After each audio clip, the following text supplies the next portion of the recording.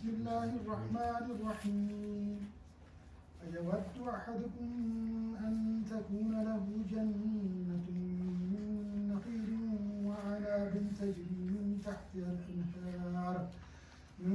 تحتها الأنهار له فيها من كل الثمرات وأصابه الكبر وله ذرية ضعفاء فأصابها إعصار فيه نار فاحترقت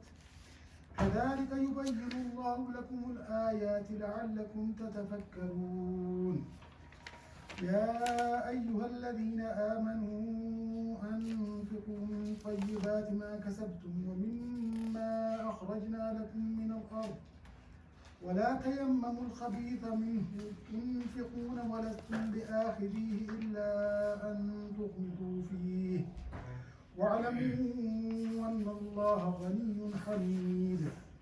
الشيطان يعدكم الفقر ويأمركم بالفحشاء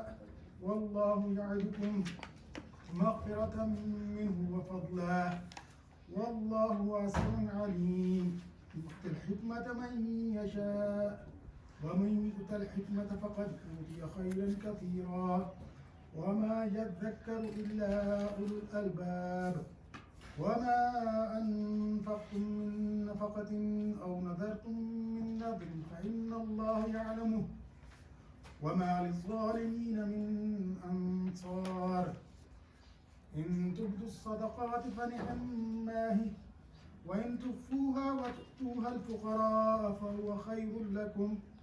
ويكفر عنكم من سيئاتكم والله بما تعملون خبير ليس عليك هداهم ولكن الله يهدي من يشاء وما تنفقوا من خير فلأنفسكم وما تنفقون إلا ابتغاء وجه الله وما تنفقوا من خير يوفى إليكم وأنتم لا تظلمون للفقراء الذين أحصروا في سبيل الله لا يستطيعون ضربا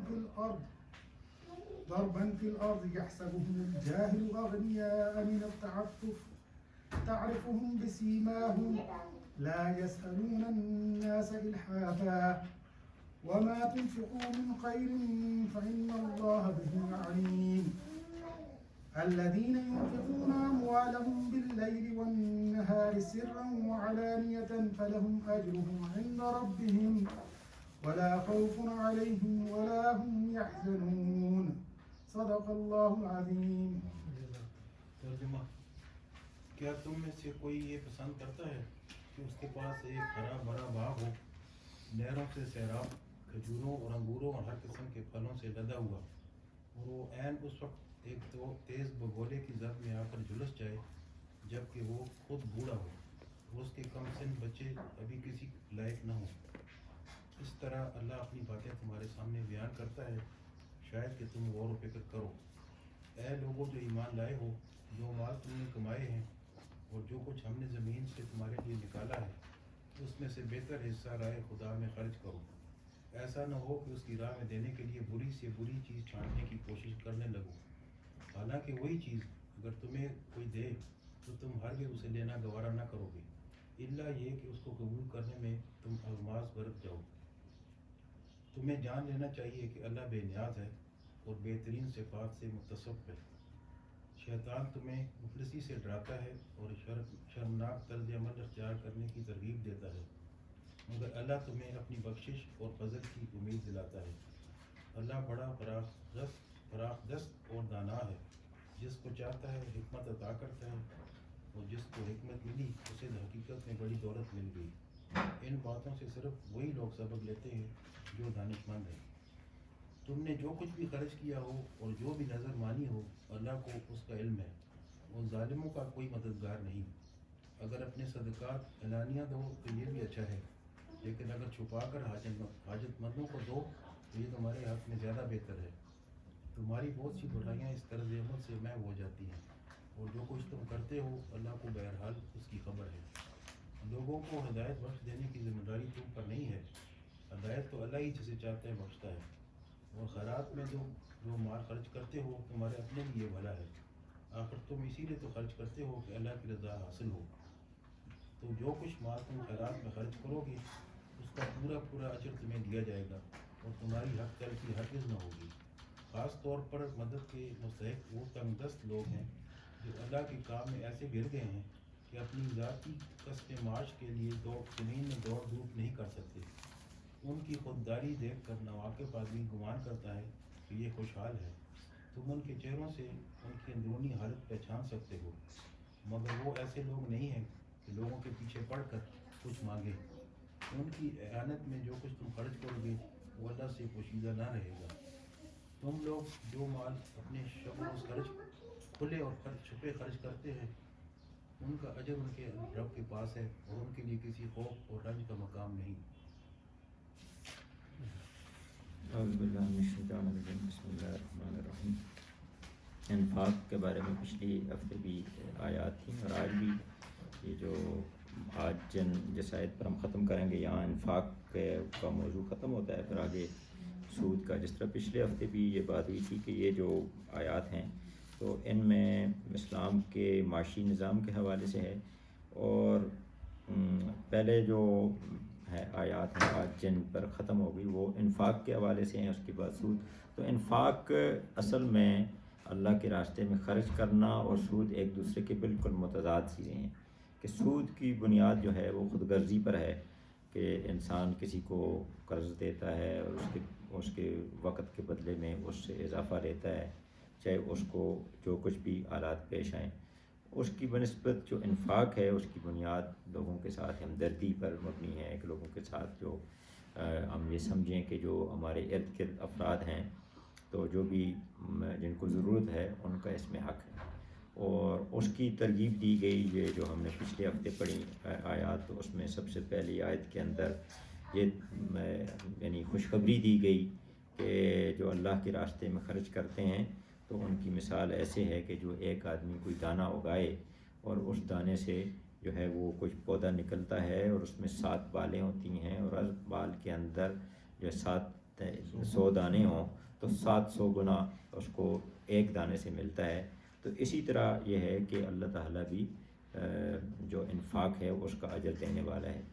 اور یہ 700 گنا بھی جو ہے یہ کوئی محدود نہیں ہے۔ پھر آگے یہ بھی بات کی گئی کہ واللہ یضاعف لمن یشاء، اللہ اس سے بھی زیادہ دے سکتا ہے۔ یہ تو ایک مثال دی گئی، واللہ واسع علیم، اللہ وسعت والا ہے اور جاننے والا ہے سب کچھ، یعنی جو اللہ کے راستے میں ہم خرچ کرتے ہیں اس کو وہ جانتا بھی ہے اور اس کی نیتوں کا حال بھی وہ جاننے والا ہے۔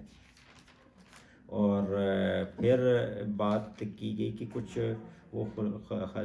خصوصیات بیان کی گئیں کہ جو اللہ کے راستے میں خرچ کے اثر کو زائل کر دیتی ہیں، یعنی ایک تو یہ ہے کہ وہ احسان جتانا، اور دوسرا یہ ہے کہ اس کو تکلیف دینا۔ احسان جتانا بھی بذات خود تکلیف دینا ہے، یا اور کوئی تکلیف دینا، کسی کو اگر مدد کر دیں تو پھر یہ ہے کہ اس کو تکلیف دینا، یہ اس کے اجر کو ضائع کر دے گا۔ یعنی کہ یہ کہا گیا کہ جو لوگ یہ کام نہیں کرتے، یہ 2 کام، تو پھر ان کو اللہ کے ہاں ان کا اجر ملے گا، اور ان کو کوئی نہ تو خوف ہوگا اور نہ ہی وہ غمگین ہوں گے، یعنی جنت ان کو ملے گی اگر وہ اللہ کے راستے میں خرچ کرتے ہیں۔ لیکن یہ 2 کام نہیں کرتے اس کے اندر، کہ وہ احسان نہیں جتاتے اور دکھ نہیں دیتے۔ اور اسی طرح پھر آگے بات کی گئی کہ کسی کو دکھ دینے سے تو بہتر یہ ہے کہ یعنی صدقہ کر کے، اور اس کے پیچھے اگر ہم دکھ دیتے ہیں، اس کو اس کو تکلیف دیتے ہیں، اس کو دل آزاری کرتے ہیں، تو اس کے بجائے بہتر یہ ہے کہ ہم اس کو اچھے طریقے کے ساتھ معذرت کر لیں۔ قول معروف جو ہے میٹھا بول، اور کسی ناگوار بات پر ذرا سی چشم پوشی، میٹھا بول اور مغفرہ، یعنی کسی کو معاف کر دینا، وہ بہتر ہے اس سے کہ ایسی خیرات سے کہ جس کے پیچھے دکھ ہو۔ اور پھر اگلی آیت کے اندر پھر وہ ایک دفعہ پھر تاکید کی گئی کہ اپنے صدقات کو یہ احسان جتا کر اور تکلیف دے کر ضائع نہ کر دو۔ اور پھر ایک اور چیز کی ممانعت کی گئی کہ لوگوں کو دکھانے کے لیے نہ کرو یہ کام، یعنی اگر آپ ایسا کریں گے تو پھر آپ کا صدقہ ضائع ہو جائے گا۔ ضائع ہونے سے مراد یہ ہے کہ دنیا میں تو اس کو کچھ لوگ اس کی واہ واہ کر دیں گے اور اس کی تعریف کر دیں گے، لیکن یہ ہے کہ وہ آخرت میں اس کو کچھ نہیں ملے گا، اور الٹا وہ نقصان دہ ہوگا۔ یعنی ایک حدیث کے اندر جس طرح آتا ہے کہ اللہ تعالیٰ جو ہے ایسا سخی جو اللہ کے راستے میں خرچ کرتا رہا ہے تو اللہ تعالیٰ اس سے جو وہ قیامت والے دن وہ کہے گا کہ میں نے اللہ تعالیٰ تیری رضا کے لیے میں نے خرچ کیا اپنا مال بہت زیادہ، تو اللہ تعالیٰ فرمائے گا کہ نہیں، تم نے تو دنیا کے لیے کیا اور دنیا میں شہرت اور ناموری کے لیے کیا اور وہ تو تمہیں مل گئی، یہاں تمہارے لیے کچھ بھی نہیں ہے، اس کو جہنم میں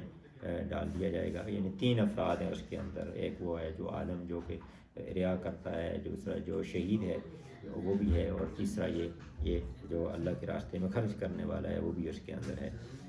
تو اس کی پھر ایک مثال بھی دی گئی کہ اس کی مثال ایسی ہے کہ جیسے کوئی چٹان ہو اور اس کے اوپر تھوڑی سی مٹی پڑی ہو، اور کوئی انسان جو ہے اس کے اندر اپنی فصل اگر کاشت کرتا ہے تو اگر وہ وہاں پر بارش تیز ہوگی تو وہ فصل بھی ضائع ہو جائے گی اور وہ مٹی بھی بہہ جائے گی اور وہاں پر ایک جو ہے وہ چٹان رہ جائے گی، یعنی کچھ بھی نہیں رہے گا۔ تو یہی کیفیت ہوگی اگر ایک فرد جو ہے وہ محض لوگوں کو دکھانے کے لیے خرچ کرتا ہے تو کچھ بھی اس کو نہیں ملے گا۔ اور اس کے بعد پھر ایک دوسری اس کے مقابل مثال دی گئی کہ جو اللہ کے راستے میں خرچ کرتے ہیں تو ان کی مثال ایسی ہے کہ جو ایسی زمین میں کاشت کرتے ہیں کہ وہ زمین جو ہے زرخیز زمین ہے، مضبوط زمین ہے، اور اس پہ اگر زیادہ بارش ہو تو وہ بھی فائدہ مند ہے، اور تھوڑی بھی ہو تو تب بھی وہ ان کے لیے فائدہ مند ہوگی۔ تو یہ ہے کہ اللہ کی رضا کے لیے خرچ کرتے ہیں تو تھوڑا بھی خرچ کرتے ہیں تو وہ بھی آپ کے لیے فائدہ مند ہے بنسبت اس کے کہ جو جس کے اندر ریا ہو یا لوگوں کو تکلیف دینا ہو یا احسان جتانا ہو اور زیادہ خرچ کریں، وہ اس کی بنسبت وہ تھوڑا سا اللہ کے راستے میں خرچ بھی اس سے بہتر ہے۔ تو اب یہ آج کی جو آیت نمبر 266 ہے کہ کیا تم میں سے کوئی یہ پسند کرتا ہے کہ اس کے لیے ایک باغ ہو اور اس میں کھجوریں بھی ہوں اور انگور بھی ہوں اور پھر اس کے نیچے نہریں بھی بہتی ہوں اور اس میں ہر قسم کے ثمرات بھی ہوں، پھل ہوں۔ تو یہ ڈاکٹر سار احمد صاحب کہتے ہیں کہ یہ اہل عرب کے نزدیک یہ آئیڈیل باغ کی ایک کیفیت ہے یہ، اور اس کا ایک اور جگہ پر سورۃ کاف کے اندر بھی ہے ذکر ہے کہ اس طرح کے ایک باغ جی جنتین ہیں، اور اس میں لکھا ہوا ہے کہ انگور کے ان میں سے ہر ایک کے لیے ہم نے انگور کے 2 باغ بنائے اور ان کو گھیر دیا کھجوروں سے۔ تو وہ بھی یہی کیفیت ہے کہ یعنی کہ عموماً یہ ہوتا تھا کہ کھجور کے جو درخت ہیں وہ پورے باغ کی حفاظت کرتے تھے، اور پھر صرف وہ حفاظت کے لیے باڑ کا کام نہیں دیتے بلکہ ان کے ساتھ پھل بھی آتے تھے، اور اس کے ارد گرد درمیان میں جو ہیں جتنی بھی اس کے اندر فصل ہے یا اس کے اندر جو مزید پھل ہیں ان کی حفاظت کا کام بھی وہ دیتے تھے۔ اور اس کے پھر یہ ہے کہ ایسا باغ ہے کہ جس کے نیچے نہریں بھی بہتی ہیں اور پھر ہر قسم کے پھل ہیں، اور یہ اس کے یہ کیفیت ہو اور اس کی ساتھ ساتھ یہ بھی ہے کہ اس کی کیفیت یہ ہو کہ وہ بوڑھا ہو جائے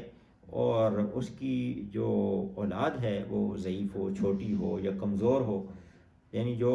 اب بوڑھا ہونے کا مطلب یہ ہے کہ اب یہ ہے کہ دوبارہ باغ وہ لگانے کی قابل نہیں ہے وہ، اور اس طرح اس کی اگر اولاد ضعیف ہے تو یہ بھی مطلب ہے کہ پھر اس کی کوئی مدد کرنے والا بھی نہیں ہے۔ تو اس کیفیت کے اندر اس کے پاس وہ باغ ہو اور اس کو فاصابہ اعصار ایک بگولا آئے اور وہ اس کی زد میں آ کے وہ جلس جل جائے، فاخترقت، اور کیا تم میں سے کوئی یہ بات پسند کرتا ہے؟ تو پھر آگے یہ فرمایا گیا کہ یہ آیات ہم اس لیے بیان کرتے ہیں کہ لعلکم تفکرون، کہ تاکہ تم اس میں تفکر کرو۔ تو اس میں یہ بھی یعنی مجموعی طور پر اگر ہم یہ اس آیت کے حوالے سے بھی دیکھیں اور مجموعی طور پر قرآن کے آیات کے حوالے سے دیکھیں تو اللہ تعالیٰ جو آیات ہیں وہ ان کا مقصد بیان کر رہا ہے کہ اس کے اندر تفکر کریں۔ آیات 2 چیزیں اور 2 مطلب ہوتے ہیں، ایک تو نشانی بھی ہوتی ہے اور یہ کہ آیات جو ہیں قرآن کی آیات دونوں چیزیں ہوتی ہیں، یعنی مقصود یہ ہے کہ یہ آیات اس لیے ہیں کہ ان پر تفکر کیا جائے۔ اور اس میں کہا گیا کہ اس میں سید مودودی لکھتے ہیں تفہیم القرآن میں کہ خود بوڑھا ہو اور اس کے بچے ابھی کسی لائق نہ ہوں تو اس کا مطلب یہ ہے کہ عمر بھر کی کمائی ایک ایسے نازک موقع پر تباہ ہو جائے جب کہ تم میں سے کوئی فائدہ اٹھانے کے سب سے زیادہ محتاج ہو اور اثر نو کمائی کرنے کا موقع بھی باقی نہ رہے۔ یعنی آخرت سے مراد یہی ہے کہ آخرت کا یہ منظر ہے کہ وہاں پر انسان محتاج بھی ہوگا کہ ہمیں جنت ملے، اور واپسی کا کوئی موقع بھی نہیں ہوگا وہاں پر۔ تو کہا گیا کہ تم یہ بات کیسے پسند کر رہے ہو کہ دنیا میں مدت اور عمر کام کرنے کے بعد آخرت کی زندگی میں تم اس طرح قدم رکھو کہ وہاں پہنچ کر یکجک تمہیں معلوم ہو کہ تمہارا پورا کارنامہ حیات یہاں کوئی قیمت نہیں رکھتا۔ تو یہ مثال دی گئی جو پیچھے جو آیات ہیں کہ صدقات کے ساتھ جو ہے وہ کسی پر احسان جتانا یا اس کو تکلیف دینا یا ریا، لوگوں کو دکھانے کے لیے جو صدقات ہیں، جو ان کی کیفیت یہی ہوگی کہ جو کچھ تم نے دنیا میں کمایا تھا وہ دنیا ہی میں رہ گیا۔ یعنی اگر لوگوں کے لیے، لوگوں کے اندر اس لیے اللہ کے راستے میں، یعنی اللہ کے راستے میں تو نہیں ہوا، اس لیے خرچ کیا تھا، لوگوں کو دیا تھا کہ لوگ جو ہے میری تعریف کریں اور مجھے صحیح کہیں، تو پھر تو وہ دنیا کے اندر ہی وہ مل گیا ہمیں، پھر وہاں پر تو کچھ نہیں ہے۔ آخرت کے لیے کچھ کما کر لائے ہی نہیں کہ یہاں اس کے پھل کھا سکو، وہاں تمہیں اس کا موقع نہیں ملے گا کہ اثر نو اب آخرت کے لیے کمائی کر سکو، یعنی واپسی کا کوئی راستہ اب نہیں ہوگا۔ آخرت کے لیے کام کرنے کا جو کچھ بھی موقع ہے اسی دنیا میں ہے۔ یہاں تم اگر آخرت کی فکر کیے بغیر ساری عمر دنیا کی دھن میں لگے رہے اور تمام قوتیں اور کوششیں دنیاوی فائدوں کے اندر تم نے لگاتے رہے، تو آفتاب زندگی کے غروب ہونے پر تمہاری حالت اس بوڑھے کی طرح ہوگی، اسدناک ہوگی کہ جس کی عمر بھر کی کمائی اور جس کی زندگی کا سہارا ایک باغ تھا، اور وہ باغ میں عین عالم پیری میں اس وقت جل گیا کہ جب وہ خود نئے سرے سے باغ لگا سکتا ہے، اور نہ ہی اس کی اولاد ہی اس کی قابل ہے کہ اس کی مدد کر سکے۔ تو اس میں ڈاکٹر صاحب نے بھی اس میں لکھا کہ انسان ساری عمر یہ سمجھتا رہا کہ اس نے نیکیوں کے انبار لگا دیے، لیکن جب نامہ اعمال پیش ہوگا تو معلوم ہوگا تو اس میں تو کچھ بھی نہیں ہے، کیونکہ اس میں اخلاص نہیں تھا، نیت میں کھوٹ تھا، ریا تھی، تو پھر وہ یہ، تو اس لیے ہمیں جو انفاق ہے وہ صرف اللہ کی رضا کے لیے کرنا چاہیے۔ جس طرح یہ ابھی 266 آیت ہے، تو اس سے پچھلی جو آیت کے اندر ہے، یہ 265 کے اندر ان لوگوں کی مثال دی گئی کہ جو اللہ کے صرف اور صرف اللہ کی رضا کے لیے خرچ کرتے ہیں، تو ان لوگوں کی طرح ہمیں ہونا چاہیے۔ تو اب یہ ہے کہ اگلی جو آیت ہے 267 آیت ہے کہ اس میں ایک اور خرابی کی طرف نشاندہی کی گئی کہ اگر ہم اللہ کے راستے میں خرچ کریں تو وہ مال جو ہے وہ پاکیزہ ہونا چاہیے، اچھا ہونا چاہیے کہ یا ایھا الذین آمنوا انفقوا من طیبات ما کسبتم۔ جو طیبات کی جو تشریح کی گئی تدبر قرآن میں مولانا امین حسن اصلاحی صاحب نے کی، تو انہوں نے کہا کہ اس کا دو مطلب ہیں۔ ایک تو طیب سے مراد یہ ہے حلال ہو، یعنی جو کمائی اللہ کے راستے میں آپ خرچ کریں وہ حلال ہونی چاہیے۔ ایسا نہیں ہے کہ آپ کمائی تو آپ کی حرام ہو اور اسے کہیں کہ جی میں اللہ کے راستے میں خرچ کرتا ہوں، پھر یہ کیفیت نہیں ہوگی۔ تو اس کو آپ کا مال بھی پاکیزہ ہونا چاہیے، حلال ہونا چاہیے۔ اور دوسرا طیب سے مراد اچھا ہونا، تو یہ بھی اچھا بھی ہے کہ مال اچھا ہو، بے وقت اور گھٹیا نہ ہو، اور یہ دونوں چیزیں اس کی ہونی چاہیے۔ اگر آپ غلط مال جو ہے، حرام کا مال جو ہے وہ خرچ کریں گے، اس کے سے بھی آپ کو کچھ نہیں ملے گا، اور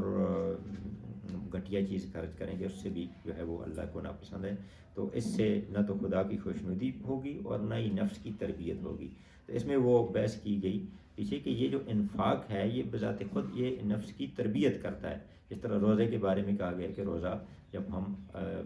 دن بھر جو ہے وہ کرتے ہیں، اس کے نتیجے میں ہمیں تقویٰ، ہمارے اندر تقویٰ کی نشوونما ہوتی ہے اور نفس پر ہم قابو پانے کے قابل ہو جاتے ہیں۔ تو اسی طرح جو انفاق اللہ تعالیٰ جو انفاق کا حکم دیتے ہیں، تو وہ بھی در حقیقت ہمارے لیے فائدہ مند ہے کہ ہمارے اندر جو ہے وہ مال کی محبت جو ہے وہ نکل جاتی ہے، اور وہ ہماری تربیت کے لیے ضروری ہے۔ لیکن وہ تربیت کے لیے جو ہے وہ تبھی فائدہ مند ہوگی کہ ہم طیب جو مال ہے وہ اللہ کے راستے میں خرچ کریں، اور جو ما اخرجنا لکم من الارض، اور جو فصلیں جو زمین میں اگاتے ہیں، فصلیں ہیں یا باغات ہیں۔ اور پھر یہ کہا گیا کہ بری چیز الخبیث جو ہے یہ چیز نہ چنیں، کہ ایسا نہ ہو کہ اس کی راہ میں دینے کے لیے بری سی بری چیز چھانٹنے کی کوشش کرنے لگو۔ اور حالانکہ وہی چیز اگر تمہیں کوئی دے تو تم ہرگز سے لینا گوارا نہیں کرو گے، تو یا اس کو ویسے ہی جو ہے وہ چشم پوشی سے کام لے کر اس کو لے لو، لیکن یہ ہے کہ وہ تمہیں پسند نہیں ہوگا۔ تو اللہ تعالیٰ چونکہ غنی ہے اور حمید ہے، فرمایا گیا وَاعْلَمُوا أَنَّ اللَّهَ غَنِيٌّ حَمِيدٌ، تو اللہ تعالیٰ تو غنی ہے، وہ تو ہر ایک کو دیتا ہے اور حمید بھی ہے، تو اس لیے وہ بہترین صفات سے متصف ہے۔ تو اس لیے تمہیں بھی چاہیے کہ اسی طرح وہی صفات اپنے اندر غنی کی اور حمید کی صفات جو ہے وہ پیدا کرو، اور کوئی ایسی چیز اللہ کے راستے میں نہ دے جو کمزور چیز ہو، گھٹیا چیز ہو۔ ڈاکٹر سراج صاحب اس میں ایک مثال دیتے ہیں کہ اگر آپ دیتے ہیں بھیڑیں دے رہے ہیں اللہ کے راستے میں، تو کمزور بھیڑ نہ ہو، لاغر نہ ہو، بیمار نہ ہو، نقص والی نہ ہو۔ اسی طرح عشر کے معاملے میں وہ کہتے ہیں کہ گندم کے جس حصے پر بارش پڑ گئی وہ انہیں دے دیں۔ تو یہ چیز یعنی ایک مثال سے انہوں نے واضح کیا کہ کوئی بھی ایسی چیز نہیں ہونی چاہیے۔ اسی طرح یہ ہے کہ ہونا چاہیے نوٹ جو ہوتے ہیں ہمارے پاس، وہ بھی اگر اچھا نوٹ جو ہے وہی دینا چاہیے، کمزور نوٹ نہ ہو، پھٹا ہوا نہ ہو، وہ بھی اس کے اندر آ جاتا ہے۔ اور پھر آگے بیان کیا گیا اگلی جو 268 نمبر آیت ہے کہ شیطان جو ہے وہ تمہیں غربت سے، فقر سے، مفلسی سے ڈراتا ہے،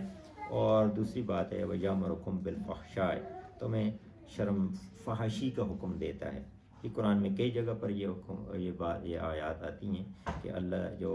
شیطان کا جو بڑا جو حربہ ہے وہ فحاشی کا حکم دینا۔ تو اس میں جو اس کی ایک تشریح کی گئی تدبر القرآن میں، امین اسلائی صاحب نے کہا کہ دیکھیں یہ شیطان جب کوئی آدمی نیک کام میں خرچ کرنے کا ارادہ کرتا ہے تو شیطان اور اس کے جو ایجنٹ ہیں دو طرح سے اس کو اس کے ارادے سے ہٹانے کی کوشش کرتے ہیں۔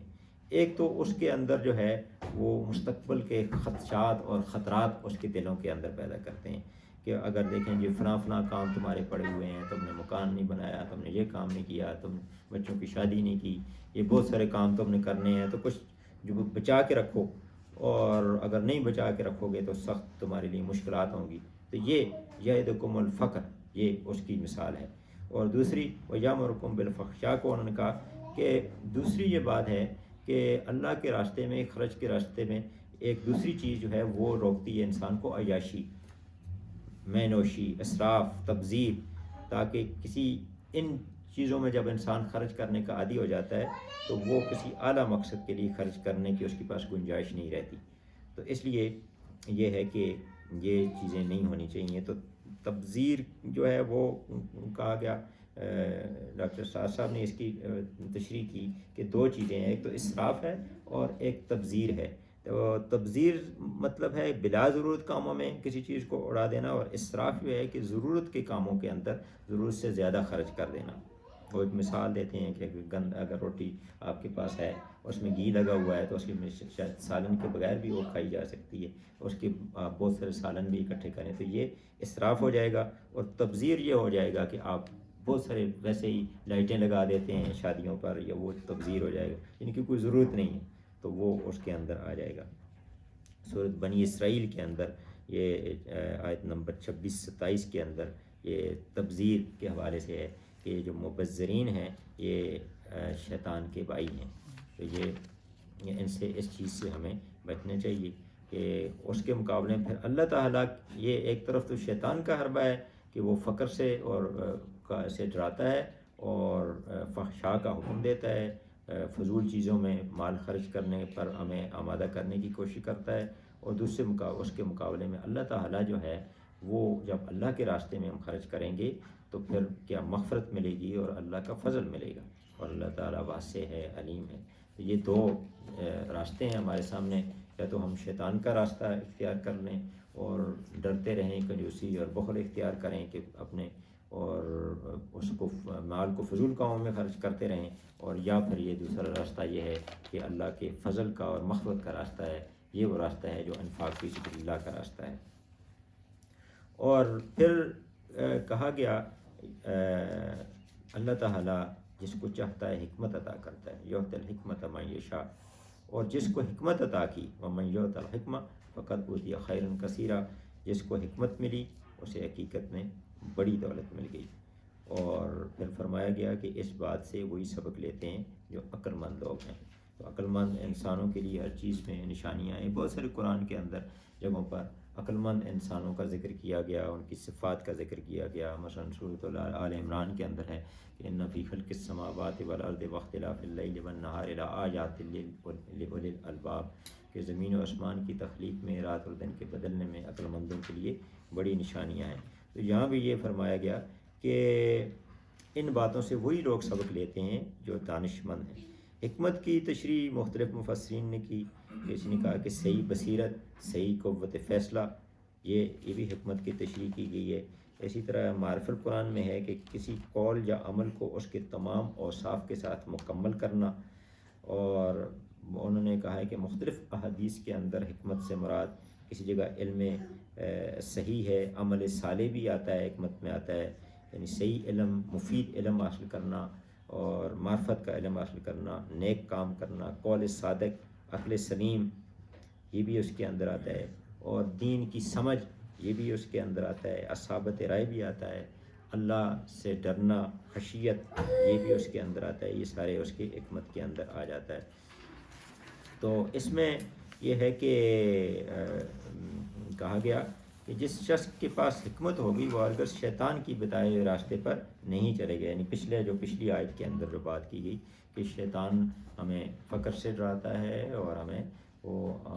فضول کاموں میں مال خرچ کرنے پر آمادہ کرتا ہے، تو حکمت جو ہوگی وہ جس کے اندر ہوگی وہ اس راستے پر نہیں چلے گا۔ تو کہا گیا کہ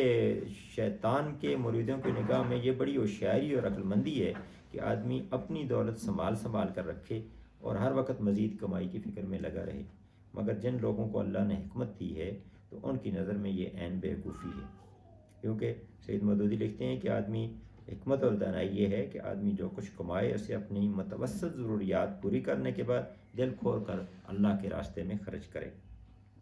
اور اس کی وجہ یہ ہے کہ حکمت انسان کو یہ بتاتی ہے کہ یہ انسانی یہ زندگی جو ہے یہ محض یہ دنیا کی زندگی اس ساری پوری زندگی کا ایک چھوٹا سا حصہ ہے۔ جس طرح اقبال نے کہا کہ موت کو سمجھیں غافل اختتام زندگی ہے، یہ شام زندگی صبح دوام زندگی، یعنی یہ تو ایک نئی جو ہے ایک ابدی زندگی اس کی بات شروع ہوتی ہے۔ تو یہ زندگی جو ہے یہ اس ساری زندگی کا ایک چھوٹا سا جزء بنتی ہے۔ تو اس چھوٹے سے جزو کی خوشحالی کے لیے جو شخص ابدی زندگی کی ناکامی مول لیتا ہے وہ حقیقت میں بیوقوف ہے، وہ اس کے اندر حکمت نہیں ہے۔ عقل مند وہ ہے کہ جس نے اس مختصر زندگی کی مہلت سے فائدہ اٹھایا، اس تھوڑے سے سرمایہ کو جو وہ ہے کہ آخرت کی وہ ابدی زندگی میں کامیابی کے لیے اس کو استعمال کیا ہے۔ دنیا مدرت اور آخرت، دنیا آخرت کی کھیتی ہے، تو اس دنیا سے ہی ہم کمائیں گے، لیکن یہ ہے کہ اگر ہم اسی کو مقصود بنا لیا تو پھر تو ظاہر ہے کہ ہمیں کچھ بھی نہیں ملے گا۔ اس میں یہ خرم مراد صاحب جو جماعت اسلامی کے نائب امیر ہیں، انہوں نے ایک درس حدیث دیا تھا تو دنیا کی حقیقت کے حوالے سے، تو اس میں وہ لکھتے ہیں، امام غزالی کا ایک کوٹ کرتے ہیں کہ وہ کہتے ہیں کہ امام غزالی نے کہا کہ دنیا اور آخرت کی مثال ایسی ہے کہ جیسے ایک انسان کوئی اونٹ پالے اس مقصد کے لیے کہ اس پر وہ حج کے لیے جانا چاہتا ہے، تو اگر تو وہ یہ ہے کہ دنیا ہی اس کو اونٹ کی خدمت میں لگا رہے، یہ بھول جائے کہ اس مقصد کے لیے میں نے اونٹ لیا تھا، تو یہ کیفیت ہوگی کہ ہم دنیا میں ہی سب کچھ جو ہے وہ جمع کرتے رہیں، اور یہ بھول جائیں کہ دنیا جو ہے آخرت کی کھیتی ہے، اصل میں اس سے ہم نے آخرت کی کمائی کرنی ہے اور آخرت کی اپنی زندگی میں کامیابی کا بندوبست کرنا ہے۔ لیکن یہ ہے کہ اگر اس اونٹ کی خدمت سے بالکل ہی غافل ہو جائے تو پھر بھی وہ حج کے لیے نہیں جا سکے گا۔ تو یہ توازن رہنا چاہیے کہ دنیا کے اندر ہم نے کمائی کرنی ہے، وہ اس سے بھی غافل نہیں ہونا، لیکن اصل مقصد جو ہے وہ ذہن میں رکھنا ہے کہ اس کا مقصود کیا ہے۔ تو دنیا میں دولت کو کمانا جو ہے وہ ظاہر ہے اس کے اندر کوئی ممانعت نہیں۔ صحابہ کرام میں سے جو صحابہ کرام عشرہ مبشرہ میں شامل ہیں ان میں سے بھی 2 صحابہ تو بہت زیادہ امیر ہیں، اور اس میں حضرت عثمان غنی رضی اللہ تعالیٰ عنہ اور حضرت عبد الرحمن ابن عوف رضی اللہ تعالیٰ عنہ، لیکن وہ اللہ کے راستے میں بے دریغ خرچ کرتے تھے۔ حضرت عثمان غنی رضی اللہ عنہ کا ایک دفعہ واقعہ ہمیں ملتا ہے کہ ایک دفعہ مدینہ میں قحط پڑ گیا اور ان کے غلے کے بہت زیادہ جو ہے وہ اونٹ آ رہے تھے، اور تاجروں نے یہ سوچا کہ اب ان سے ہم لے لیں اور اس کے بعد مہنگے داموں اس کو بیچیں گے، تو وہ جو بھی آتا تھا اس کو وہ کہتے تھے کہ نہیں مجھے اس سے زیادہ منافع مل رہا ہے. تو وہ منافع زیادہ کرتے جاتے تھے, زیادہ کرتے کرتے وہ آخری حد تک جب پہنچے, انہوں نے کہا کہ اس سے زیادہ تو منافع آپ کو کوئی بھی نہیں دے گا. تو انہوں نے کہا کہ اس سے زیادہ منافع بھی مجھے مل رہا ہے, اور جا کے وہ جو ہے وہ دے دی, اس کے اللہ کے راستے میں اس کو خرچ کر دیا کہ اللہ جو دینے والا ہے اس سے زیادہ منافع دینے والا ہے. تو یہ جو ہے وہ بصیرت ہے. تو اس میں تدبر القرآن میں کہا گیا کہ جس کے اندر یہ حکمت ہوگی تو وہ اپنا خزانہ اس فانی دنیا کے لیے جمع نہیں کرے گا. مثلا جس طرح یہ ہے کہ ایک انسان کسی دوسری جگہ جاتا ہے, کسی دوسرے ملک کے اندر وہ کمائی کرنے جاتا ہے, اور اس کا خاندان سارا جو ہے وہ یہاں اگر پاکستان میں ہے تو وہ ایسا نہیں ہوگا کہ وہاں ہی وہ ساری کچھ جمع کرتے رہے اور وہاں مکان بناتا رہے. ظاہر ہے وہاں سے اس نے آنا ہے کہ ایک دن اپنے گھر کی طرف. تو ہمیشہ یہی ہوتا ہے کہ وہ جو پیسے ہیں وہ اپنے گھر کی طرف بھیجتا ہے. تو ہماری بھی مثال یہی ہونی چاہیے کہ زیادہ سے زیادہ جو ہے وہ اللہ کے راستے میں ہمیں خرچ کر لینا چاہیے. یہ ایک آیت سورۃ النحل کے اندر ہے کہ ما ہندکم ینفد وما ہند اللہ باق, کہ جو کچھ تمہارے پاس ہے وہ خرچ ہو جانے والا ہے, اور جو کچھ اللہ کے پاس ہے وہی باقی رہنے والا ہے. یہ دو بزرگ آتم الاسم اور حضرت شفیق بلخی کی آپس میں گفتگو بھی ہے. اس کے اندر جو ہے انہوں نے کہا تھا کہ میں نے 8 باتیں سیکھیں. تو 8 باتوں کے اندر ایک یہ بھی تھی کہ انہوں نے اپنے استاد نے شاگرد سے پوچھا کہ تم نے 33 سال یعنی 33 ایئر ان کے پاس وہ گزرے, تو انہوں نے کہا ان 33 سالوں میں تم نے کیا سیکھا ہے. یہ جن ساتھیوں نے نہیں لکھا تو اس میں کر دیں اس کو, باقی جو بعد میں یہ اپنا نام اور فون نمبر کرتے ہیں. تو انہوں نے کہا کہ 33 سال میں تم نے کیا سیکھا. تو انہوں نے کہا کہ میں نے تو 8 باتیں سیکھیں. تو پھر وہ استاد نے کہا کہ 33 سال اتنے تم گزرے تو صرف 8 باتیں سیکھیں. تو پھر وہ 8 انہوں نے کہا میں نے 8 باتیں سیکھی, میں بتاتا ہوں آپ کو. ان میں سے ایک یہ تھی, اس آیت کا حوالہ تھا کہ میں نے جب یہ اللہ تعالیٰ کا یہ کلام پڑھا کہ ما ہندکم ینفد و ما ہند اللہ باق, کہ جو کچھ تمہارے پاس ہے وہ خرچ ہو جانے والا ہے اور جو کچھ اللہ کے پاس ہے وہ باقی رہنے والا ہے. تو پھر میں جو بھی قیمتی چیز میرے پاس آتی ہے اسے میں اللہ کے پاس بھیج دیتا ہوں تاکہ وہ مجھے وہاں پر مل جائے. اور یہ دوسری آیات کے اندر ہے بھی ہے کہ جو کچھ اللہ کے پاس ہم جمع کریں گے. سورۃ المزمل میں ہے کہ وما تقدموا لانفسکم من خیر تجدوہ عند اللہ, جو کچھ بھی تم بھیجو گے اپنے لیے اپنے مال میں سے تجدوہ عند اللہ, اسے اللہ کے ہاں پاؤ گے. وہ خیر و اعظم اجرا, وہ بہتر بھی ہے اور اجر کے لحاظ سے زیادہ بھی ہے. اس کے بعد پھر آگے کہا گیا کہ جو کچھ بھی تم خرچ کرتے وما انفقتم من نفقۃ او نذرتم من نذر فإن اللہ یعلم, تو اللہ تعالیٰ کو جو تم نظر مانتے ہو یا اللہ کے راستے میں خرچ کرتے ہو یا جو خرچ کرتے ہو, اللہ تعالیٰ اس کو جانتا ہے اور اللہ تعالیٰ ظالموں کا مددگار نہیں. اب اس میں کہا گیا کہ خرچ رائے خدا میں بھی ہو سکتا ہے اور رائے شیطان میں بھی ہو سکتا ہے. اسی طرح نظر اللہ کے لیے بھی ہو سکتی ہے اور غیر اللہ کے لیے بھی ہو سکتی ہے. تو نیت جو ہے وہ درست ہونی چاہیے. تو اس لیے کہا گیا کہ فإن اللہ یعلم, اللہ اس کو جانتا ہے. تو نیت کا تمہارا جو ہے وہ اس کو جانتا ہے. تو اس لیے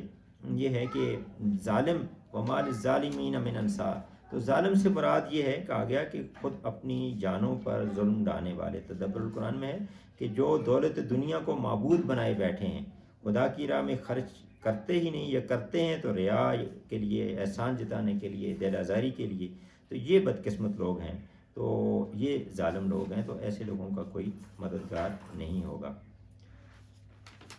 اور پھر آیت نمبر 271 کے اندر یہ بات کی گئی کہ اگر تم صدقات کو اعلانیہ دو تو یہ بھی اچھا ہے, اور اگر تم خفیہ دو اور حاجت مندوں کو دو تو وہ تمہارے لیے بہتر ہے. اور اس کے نتیجے میں کیا ہوگا, جو کفر عنکم سیئات من سیئاتکم, اللہ تعالیٰ تمہاری برائیاں تم سے دور کر دے گا اور اللہ تعالیٰ ہر چیز سے باخبر ہے. تو مطلب یہ ہے کہ اگر تم خفیہ بھی دو گے تو واللہ بما تعملون خبیر, اللہ تعالیٰ کو تو اس کا علم ہے. تو اس لیے دونوں صورتیں ہو سکتی ہیں. اس میں کہا گیا کہ اکثر مفسرین نے اور سید مودودی نے بھی لکھا کہ جو فرض صدقہ ہے یعنی جو زکوٰۃ ہے یا باقی, تو وہ تو اعلانیہ افضل ہے. جو نفل ہے تو وہ اس میں اخفاء بہتر ہے. تو یہ دونوں چیزیں ہو سکتی ہیں. اور جو خفیہ جو صدقہ ہے اس کے اندر اخلاص زیادہ ہوتا ہے، لیکن اعلانیہ جو ہے اس کا اجر بعد کا زیادہ ہو جاتا ہے، اور کئی دفعہ زیادہ ہو جاتا ہے. آج ہم جو مثالیں دیتے ہیں کہ حضرت ابوبکر صدیق رضی اللہ عنہ نے اپنے گھر کا سارا سامان دے دیا تھا، حضرت عمر فاروق رضی اللہ عنہ نے آدھا سامان دے دیا تھا. تو اب یہ جتنے بھی لوگ اب اس مثال کو پڑھ کے صدقہ دیں گے، اللہ کے راستے میں خرچ کریں گے، تو اس کا اجر ان کو بھی ملے گا. تو اس لیے اعلانیہ صدقہ جو ہے وہ اگر نیت ہماری درست ہے تو اعلانیہ صدقے کا اجر جو ہے وہ زیادہ ہو جائے گا، لیکن اخلاص جو ہے وہ جو خفیہ صدقے کے اندر رہتا ہے. تو بہرحال یہ ایک بات بتا دی گئی کہ اگر چھپا کر آپ صدقہ دیں گے تو اس کے اجر بہت زیادہ ہے. ایک حدیث میں آتا ہے کہ 7 افراد جو ہے وہ اللہ کی رحمت کے سائے میں ہوں گے جب کوئی سایہ نہیں ہوگا. تو ان میں سے ایک وہ فرد ہوگا کہ جو اگر دائیں ہاتھ کو دیتا ہے، دائیں ہاتھ سے خرچ کرتا ہے اللہ کے راستے میں، تو بائیں ہاتھ سے کو اس کے بائیں ہاتھ کا نہیں پتہ چلتا، یعنی بہت زیادہ خفیہ صدقہ کرتا ہے. تو یہ اس کے اندر یہ بھی ایک چیز ہے. اور اگلی جو آیت ہے وہ 272 نمبر، یہ ان لوگوں کے حوالے سے ہے کہ لوگ شروع میں یہ سمجھتے تھے کہ جو صدقہ ہے وہ صرف اور صرف مسلمانوں کو ہی دینا چاہیے، غیر مسلموں کو نہیں دینا چاہیے. تو یہاں پر یہ بات کی گئی اس آیت کے اندر کہ لوگوں کو ہدایت بخشنے کی ذمہ داری وہ آپ کی نہیں ہے. اس طرح کسی دوسری جگہ یہ سورۃ الغاشیہ کے اندر ہے کہ فذکر انما انت مذکر، کہ آپ نصیحت کریں، بے شک آپ نصیحت کرنے والے ہیں. لست علیہم بمسیطر، آپ ان پر زبردستی کرنے والے نہیں ہیں. الا من تولی وکفر فیعذبہ اللہ العذاب الاکبر، تو انہوں نے ہماری طرف ہی لوٹنا ہے، ہم ان کو عذاب دیں گے. آپ کا کام صرف یہ ہے فذکر انما انت مذکر. تو یہ کسی کو ہدایت دینا جو ہے یہ آپ کا کام نہیں ہے. آپ یہ ہے کہ وہ جو کچھ بھی خرچ کریں گے وما تنفقوا من خیر فلانفسکم، جو کچھ بھی تم خرچ کرو گے وہ تمہارے اپنے لیے. یعنی بار بار اللہ تعالیٰ یہ بات اس میں واضح کر رہے ہیں کہ جو صدقہ آپ کر رہے ہیں یہ آپ ہمارے اپنے لیے ہے، یہ اللہ کو اس کی ضرورت نہیں ہے. اللہ تو غنی ہے، حمید ہے. تو جو کچھ بھی آپ اللہ کے راستے میں خرچ کریں گے وہ اللہ تعالیٰ وہ من خیر یوفا، پورا وہ واپس ملے گا آپ کو جو کہ اس کے راستے میں کریں. وانتم لا تظلمون، اور تمہاری یک تلفی نہیں ہوگی، پورا اجر اس کا ملے گا. تو اس کی بات نشاندہی کی گئی کہ ان لوگوں کو ہدایت دینا آپ کا کام نہیں ہے، لیکن یہ ہے کہ آپ اللہ کی رضا کے لیے خرچ کریں. ان کفار پر بھی خرچ کر سکتے ہیں. اور اب بہرحال اس کے اندر جو تشریح کی گئی تو کہا گیا کہ اس سے مراد نفلی صدقہ ہے. اب زکوٰۃ اس کے اندر نہیں آتی کیونکہ زکوٰۃ صرف مسلمان کو دی جا سکتی ہے. اسی طرح کہا گیا کہ معرف القرآن میں جو مفتی محمد صفی صاحب نے لکھا کہ حربی کافر کو کسی قسم کا صدقہ دینا جائز نہیں ہے. یعنی جس کے ساتھ آپ حالت جنگ میں ہیں وہ کافر، اس کو آپ کسی قسم کا صدقہ دینا جائز نہیں ہے. البتہ جو ذمی کافر ہے جو آپ کے ذمے مسلمان مملکت کے اندر ہے، غیر حربی، جنگ نہیں کر رہا، اس کو زکوٰۃ اور عشر تو نہیں دے سکتے، دوسرے صدقات اس کو دے سکتے ہیں. تو یہ بات یہاں پر واضح ہونی چاہیے. اور پھر آگے ایک اور اہم موضوع کی طرف توجہ دلائی گئی کہ جو لوگ اللہ کے راستے میں اخسرو، رکے ہوئے بیٹھے ہیں، اس میں جو لفظی مطلب ہے رکے ہوئے بیٹھے ہیں، اور سید مدودی نے لکھا ہے کہ گر گئے ہیں. یعنی وہ تنگ دست جو اللہ کے کام میں ایسے گر گئے ہیں کہ اپنے ذاتی کسب معاش کے لیے زمین میں کوئی دوڑ دھوپ نہیں کر سکتے. تو یہ لوگ کہ جو اپنی معاشی سرگرمیاں نہیں کر سکتے، تو عام لوگ جو ہے وہ سوال چونکہ نہیں کرتے تو ان کو غنی سمجھتے ہیں. اور لیکن جو عقل مند لوگ ہیں جن کو حکمت دی گئی وہ ان کے چہروں سے یہ جان لیتے ہیں کہ یہ محتاج ہیں، اور وہ لوگوں سے لپٹ کر سوال نہیں کرتے ہیں. اور جو کچھ بھی تو ان لوگوں کو اگر آپ دیں گے وما تنفقوا من خیر فإن اللہ بہ علیم، ان کو آپ ڈھونڈ کے ان کو تلاش کر کے دیں گے تو پھر اللہ تعالیٰ اس کا علم رکھنے والا ہے. تو اس طرح کے افراد ہمارے معاشرے کے اندر بھی یہی عموماً بات ہے کہ ہم اس طرح کے لوگوں کو نظر انداز کرتے ہیں اور جو مانگنے والا ہوتا ہے اسی کو عموماً دیتے ہیں. تو اس طرح کے یہ تھا کہ اس وقت نبی کریم صلی اللہ علیہ وسلم کے دور میں اصحاب صفہ کی مثال دی گئی کہ اس طرح کے 300-400 افراد تھے جو کہ گھر بار چھوڑ کر مدینہ میں ہر وقت رہتے تھے اور نبی صلی اللہ علیہ وسلم کی خدمت میں ہر وقت رہتے تھے. نبی صلی اللہ علیہ وسلم جس مہم پر انہیں بھیجتے وہ جاتے, اور جب کوئی کام مدینہ کے باہر نہ ہوتا تو وہ دین کا علم حاصل کرتے اور دوسروں کو تعلیم دیتے تھے. تو یہ ہمہ وقتی کارکن تھے, اور ان کو جو ہے ان کے حوالے سے بات کی گئی کہ یہ خودداری کے سبب جو ہے وہ دست سوال تو نہیں کرتے, لیکن یہ ہے کہ ان کو ہمیں پہچان لینا چاہیے اور ان پر بھی اللہ کے راستے میں خرچ کرنا چاہیے. اور پھر آخر میں جو آخری آیت ہے کہ الذین ینفقون اموالہم باللیل والنہار, کہ جو لوگ اپنے انفاق کرتے ہیں, خرچ کرتے ہیں اپنے مالوں کو باللیل والنہار, رات اور دن. مطلب رات اور دن تو زمانے کے وقت کی دو ہی قسمیں ہیں, یا رات ہے یا دن ہے. تو اس سے مراد ہمہ وقت, ہر وقت خرچ کرتے ہیں. ایک یہ بھی اس سے معرف القرآن میں مطلب لیا گیا کہ خرچ کرنے کا کوئی وقت مقرر نہیں, رات کے وقت بھی خرچ کر سکتے ہیں, دن کے وقت بھی خرچ کر سکتے ہیں. پھر ایک مطلب یہ بھی ہو سکتا ہے کہ دن کے وقت خرچ کرنے کا مطلب اعلانیہ خرچہ بھی ہو سکتا ہے, خرچ ہو سکتا ہے, اعلانیہ انفاق, اور رات کا خفیہ, تو یہ بھی ایک اس کے استعارہ ہو سکتا ہے. تو اس لیے اگلے لفظ یہی ہیں, سرم و علانیہ, خفیہ طور پر یا اعلانیہ, دونوں صورتوں میں وہ خرچ کرتے ہیں. تو ان کا اجر ان کے رب کے پاس ہے, اور ان کے لیے کوئی خوف نہیں ہے اور ان کو کوئی غم نہیں ہوگا. یعنی ان کو جنت جو ہے یہ ولا خوف علیہم ولا هم یحزنون, یہاں بھی الفاظ آتے ہیں, اس سے مراد عام طور پر جنت ہوتی ہے. تو جنت ان کا ٹھکانہ ہوگی. اللہ تعالیٰ ہمیں عمل کی توفیق عطا فرمائے. ایک میں اس پہ یہ بھی بات کرنا چاہوں گا کہ میں خود, میری ذمہ داری جو ہے جماعت اسلامی کی شعبہ تربیت کی ہے, اس میں زون کی. تو